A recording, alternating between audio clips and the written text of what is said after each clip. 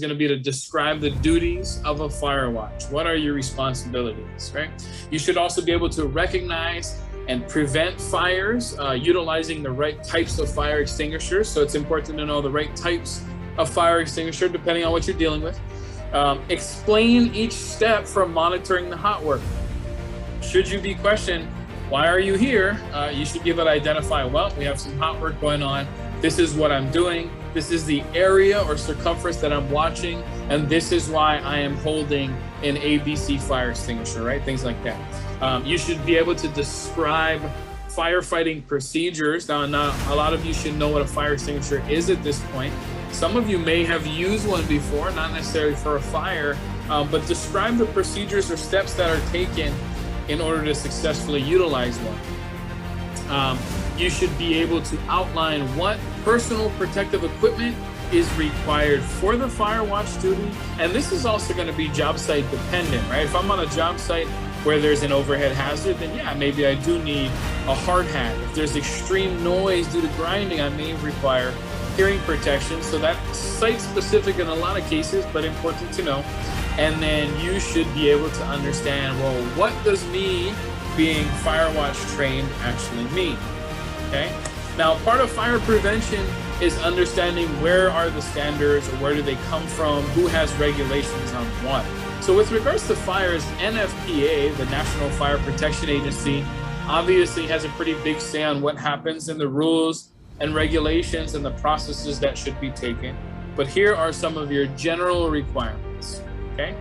If you're working on floors with openings, cracks, or grading, then fire blankets should be utilized to prevent the spread of those sparks or the slag. It makes sense. If there's a hole in the floor and I can't easily get down to the lower level, then I need to cover it with something to prevent maybe a fire happening below. You have to have suitable fire extinguishing agents. Not all the time water is going to be a good solution, or dry powder. So it depends on what you're working with. Suitable means tailored to the job. And then the fire watch, after everybody goes home, or during the lunch breaks, during the 15-minute maybe water breaks, a fire watch is required to stay on site. And if you see there in the PowerPoint, it says for at least 30 minutes at the end of work. So once the work is all finished, the fire watch has to stay in place. Now, the fire watch must be available where there is a potential for fire.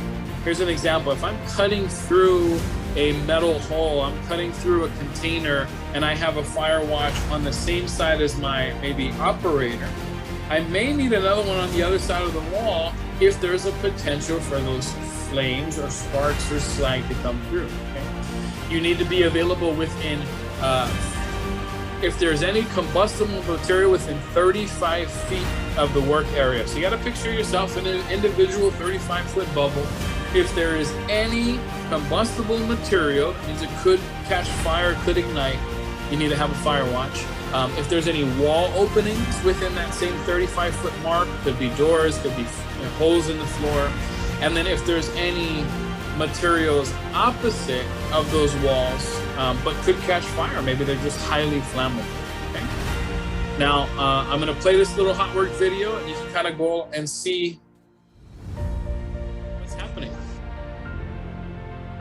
The permit issuer must assign a fire watch to the hot work site if there is a chance of anything other than a minor fire developing. A fire watch is also required if combustible materials in building construction are located less than 35 feet from the hot work site. Combustible materials are located more than 35 feet away from the hot work, but are easily combustible. Wall or floor openings within 35 feet of the hot work expose combustible materials in adjacent areas, including concealed spaces in walls or floors. Combustible materials are adjacent to the opposite side of partitions, walls, ceilings, or roofs, and are likely to be ignited. The fire watch must stay in position during all hot work, during all breaks for lunch or other reasons, and for 30 minutes after hot work has been completed. The permit issuer may require the fire watch to stay in position for longer than 30 minutes if fire hazards merit the extension. If one fire watch is not capable of directly observing all the combustible materials that can be ignited by the hot work, one or more additional fire watches will be required.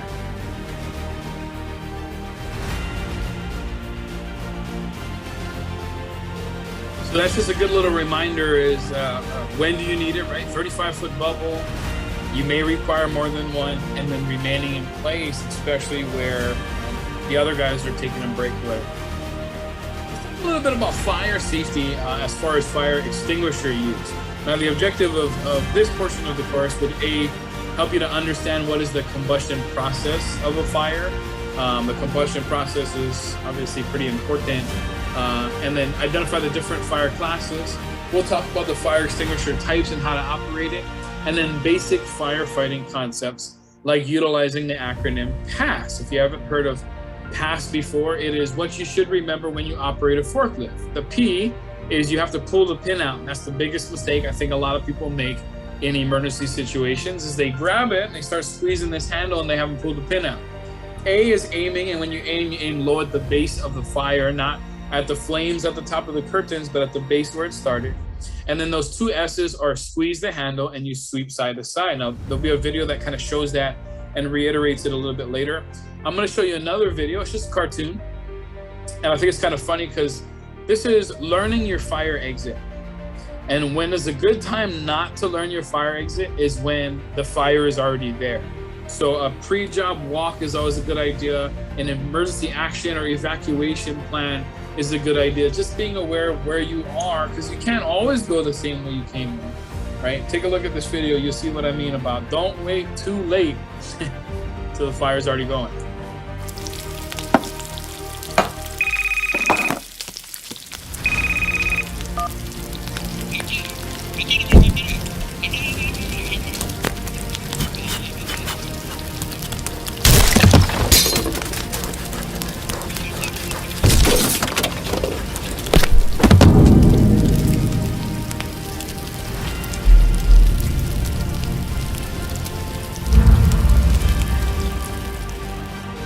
Now, the combustion process requires three components.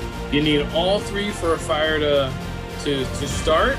And then what a fire extinguisher does is remove one of these three things. When you look at the fire triangle, you need a fuel source, right? Something to ignite. You need heat to introduce, and then oxygen, and oxygen keeps it going. So if I'm gonna shoot water on something, then I'm removing the heat source. If I'm using something like carbon dioxide, those fire extinguishers, I'm removing the oxygen, and I'm also removing some of the heat because it's cold, right? And a fire extinguisher, if I can remove one, then the fire no longer exists. Here are some different classes of fire. When you look at a class A fire, they consider that ordinary combustibles, or regular trash like wood, paper, cloth, etc. A class B fire is going to be liquids and greases like your gasoline, your oil, your solvents, and your paints. Think about what you might need to put those out. Now, class C fires are electrical. And this is where you start to understand that, man, I can't just blast water everywhere that I go. What if I'm in the server room of a Las Vegas casino and maybe one of the servers catches fire? If you flood that room, you're going to damage thousands and thousands of dollars of equipment where it could have just been contained or minimized. So they use different types of things to contain that fire.